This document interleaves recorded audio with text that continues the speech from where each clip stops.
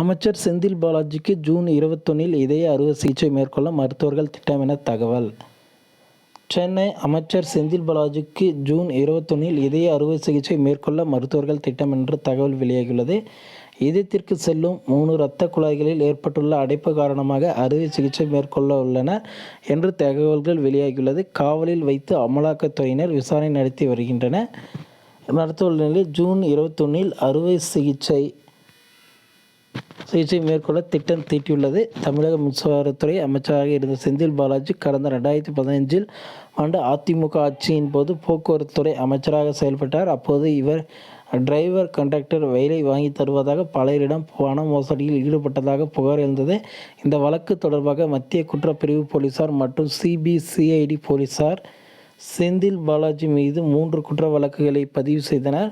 அந்த வழக்குகள் அனைத்தும் நிலுவையில் உள்ளன. இந்த விவகாரத்தில் சட்டவிரோத பணப்பரிமாற்ற தடை சட்டத்தின் கீழ் செந்தில் பாலாஜி மீது அமலாக்கத்துறை கடந்த 2021 ஆண்டு தனியாக ஒரு வழக்கை பதிவு செய்தது. இந்த வழக்கில் கடந்த 13ஆம் தேதி நள்ளிரவு செந்தில் பாலாஜி கைது செய்யப்பட்டார். அப்போது அவருக்கு நெஞ்சு வலி ஏற்பட்டதால் ஓமந்தூர் அரசு மருத்துவமனையில் அனுமதிக்கப்பட்டு சிகிச்சை பெற்றார்.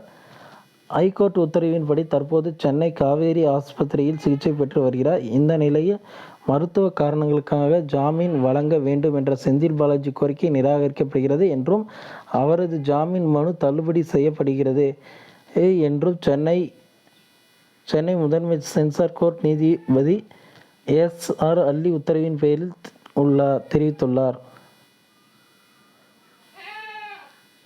இதனால் இவரது ஜாமீன் மனு தள்ளுபடி செய்யப்பட்டது. இதனைத் தொடர்ந்து 15 நாட்கள் காவலில் எடுத்து விசாரிக்க அனுமதிக்கும்படி அமலாக்கத்துறையினர் கோரியிருந்தது. இதன் மீது நடந்த விசாரணை கடந்த 16ஆம் தேதி முதல் வருகிற 23ஆம் தேதி வரை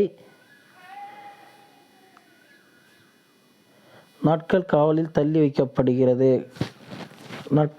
அமலாக்கத்துறை அனுமதி அளித்து நீதிபதி உத்தரவு வெளியிட்டுள்ளார். இந்த நிலையில் அமலாக்கத்துறையின் விசாரணை வளையத்திற்குள் இருக்கும் அமைச்சர் செந்தில் பாலாஜி வருகிற புதன்கிழமை 21ஆம் தேதி பைபாஸ் சர்ஜரி செய்ய காவேரி மருத்துவமனை மருத்துவர்கள் முடிவு செய்ய உள்ளனர். அவருக்கு இருதயத்தில் செல்லக்கூடிய 3 இரத்த குழாய்கள் அடைப்பு ஏற்பட்டு உள்ள நிலையில் அறுவை சிகிச்சை செய்ய ஏற்பாடுகள் நடந்து வருகின்றன. இதனால் அமலாக்கத்துறையினரின் விசாரணை ஒரு புறம் நடைபெற உள்ள சூழலில் மறுபுறம் அவருக்கு அறுவை சிகிச்சைக்கான நடைமுறைகளும் மேற்கொள்ளப்பட்டு வருகின்றன.